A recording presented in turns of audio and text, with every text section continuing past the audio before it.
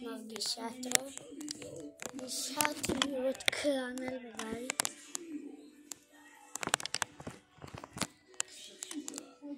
זהו, אני מקווה שנשאר בבית, אבל לא בא להיות חזק. אבל עכשיו מתי קרמל.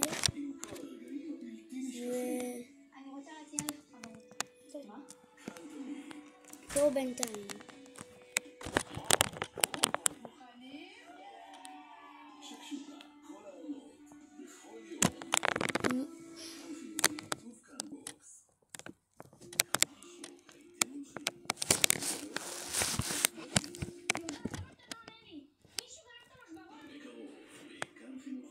תראו גם את ההצצה של בני מצווה.